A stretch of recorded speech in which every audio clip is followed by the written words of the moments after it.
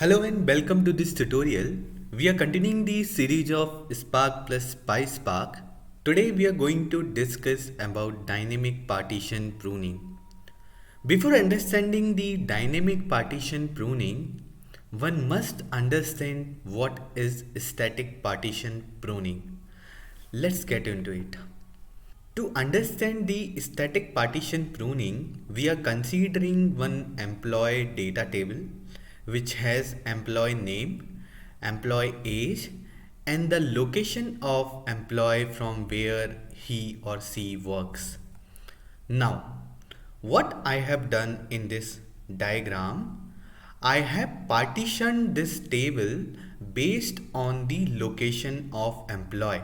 So if you look this first table, this is the employee table, and this table has been partitioned based on the location.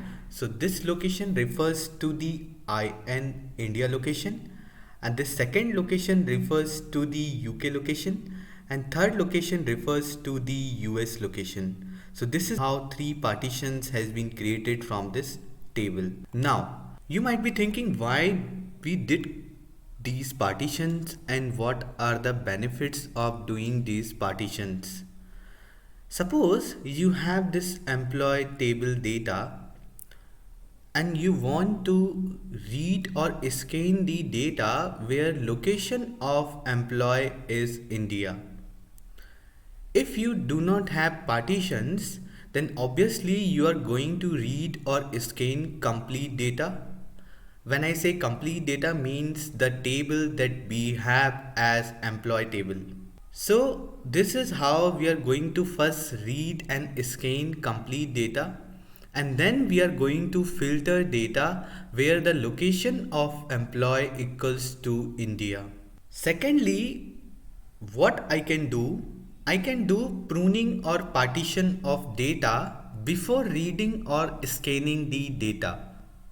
So what I can do, I can divide this data into multiple partitions, and after creating these partitions, what I can do, instead of reading this complete data, I can directly jump to the required partition, and then I'm going to read that particular partition only. Let's see how it works. So if in the case we want to get employee data where location equals to India, in this case Spark will only read partition 1, partitioned by IN. Spark does not require to read data from any other partition, and this will surely save input-output operations and job performance will be enhanced. In summary, we can say without pruning or partition, Spark first reads, scans the complete data and then filter it based on the condition. But if you have done some partition or pruning, what Spark will do is Spark will first filter or partition the data and then reads the data. This is how we are going to save time and we are going to improve the performance of Spark job. Let's understand this particular thing using these flow diagrams. In the case where we did not have any kind of partitioning, Spark is going to read and scan complete employee data, and then Spark is going to filter it based on the required condition. But if we did partition, Spark is going to first prune it or partition it based on the location, and then it is going to read a single partition only which is based on the IN India location. So this is how static pruning works and save us to read complete data. Instead we can only read required partition based on the condition. It helps Spark to improve the performance of job. So this was all about static partitioning and static pruning. Let's jump into dynamic partition pruning. Till here we understood what static pruning is. Now let's understand what dynamic pruning is. To understand the dynamic pruning, I am considering two different tables. One as COVID patient and second is patient count. So this COVID patient table has data of all the patients where we have ID of patient, age of patient, name of patient and the location of patient. Second table we have patient count which contain number of patients for each country. So we have country's name here and we have number of patients from that particular country. So as illustrated here, COVID patient table is partitioned on location. So this table has been partitioned on locations. Second table is patient count table, which is a very small table and which has not been partitioned.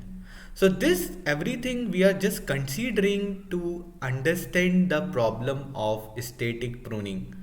Like when static pruning is going to be failed and dynamic partition pruning is going to come into picture.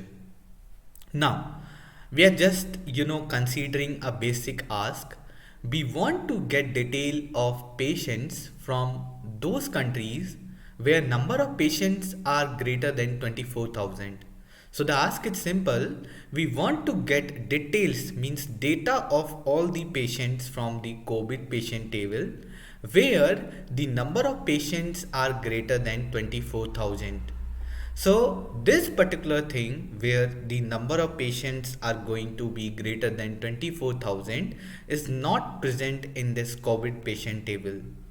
If it is not present in this COVID patient table, then obviously we are going to join COVID patient with the patient count table to get the details of the patients of those countries where number of patients are greater than 24,000. Now, the problem here is table COVID patient has been partitioned on the basis of location and our question or the condition asked to filter number of patients greater than 24,000.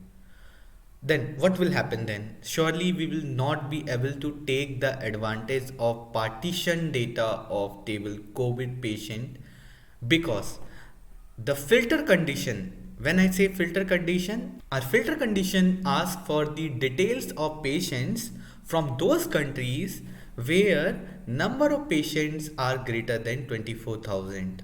Let's understand using the flow diagram how this thing is going to work. So we have one table named as COVID patient and second table named as patient count. Remember, this patient COVID patient table has been partitioned based on the location and the patient count table has not been partitioned because it is a small table. So how this particular approach is going to work in absence of dynamic partition pruning? First, we are going to read the patient count table data. And what we are going to do, we are going to filter the records where patients are greater than 24,000. Once we do this filter condition, we are going to join this table with the COVID patient table. And we are not going to take advantage of any partitioning that has been done in COVID patient table. So we are just going to read and scan complete COVID patient table. Think of a scenario, this is not a real-time scenario. This data could be very large. It's not like we are going to have only 10 or 20 rows.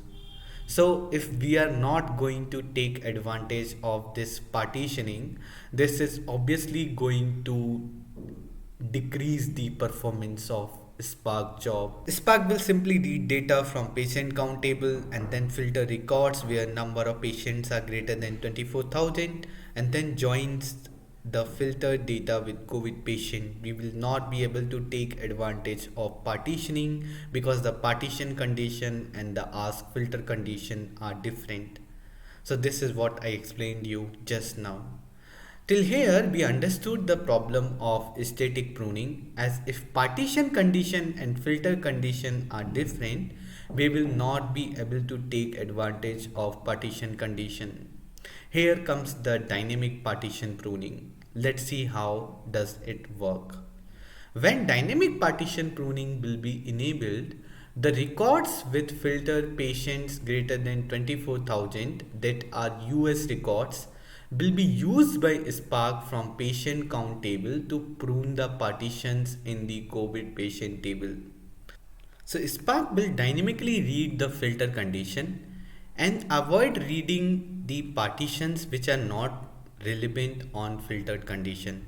So what Spark will do if dynamic partition pruning is going to be enabled, Spark is going to dynamically read the filter condition that is going to be patients greater than 24,000, and instead of reading this complete COVID patient table, Spark is only going to read the partition of this table where number of patients are greater than 24,000. So if dynamic partition pruning is going to be enabled, here from this situation, from this table, only the US based partition is going to be scanned or read and going to be joined with this data. So this is how dynamic partition pruning is going to save our time, and the job performance is going to be increased, and dynamically Spark is going to understand like which partition I need to read and which partition I don't need to read.